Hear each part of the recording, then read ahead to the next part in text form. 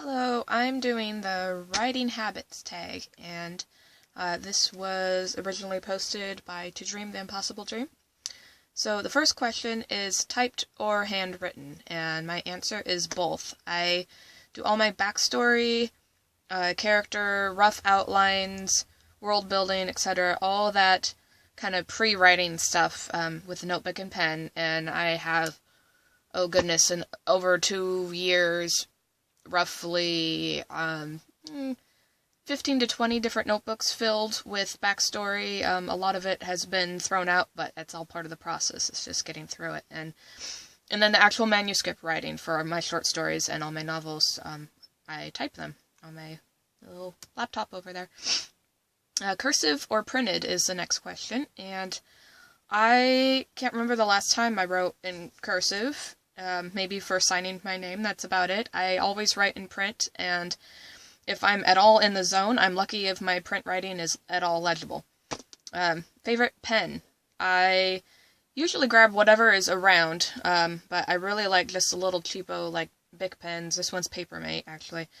I find that usually when it comes to pens, it's cheaper is better. The fancy pens run out of ink way too quickly, and it's more cost-effective to go for the bulk pens. Next question, where do you like to write? I'm right here. I'm on my bed in our RV, and it's the most comfortable place for me. And Stephen King has said that you need to write where you feel most comfortable, where you feel at home. Don't go to all these fancy places where you're going to feel distracted. Be where you feel familiar with your surroundings. So that's my favorite spot. Occasionally, a sofa or my desk. Next question. Favorite authors in terms of authorial style? C.S. Lewis, Robert Jordan, Gillian Flynn, J.K. Rowling, and Richard Peck. Next question. 3 favorite books on writing. I find that when you do too much of the how-to, it distracts from the actual writing, so I'm only going to list one, On Writing by Stephen King. I've also started to watch the writing lecture posted on YouTube by Brandon Sanderson, and it's very informative, but again, I really encourage myself and all writers to really make sure that you're not doing too much of what's called procrastination.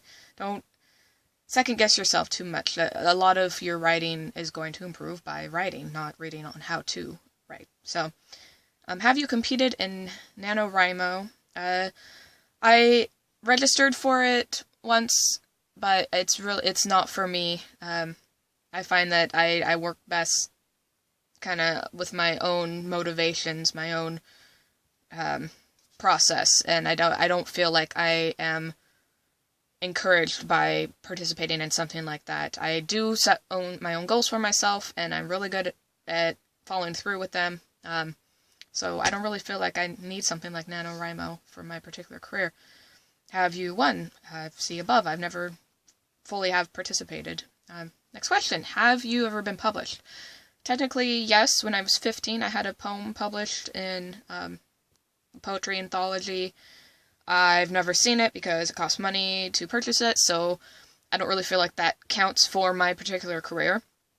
But I can and will have my book series published, Belinda Starr and the Metallic Enchantment, and then some after that.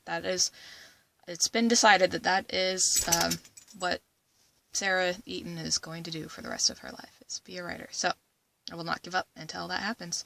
And next question. Current projects. I'm working on a middle grade fantasy series called Belinda Starr and the Metallic Enchantment.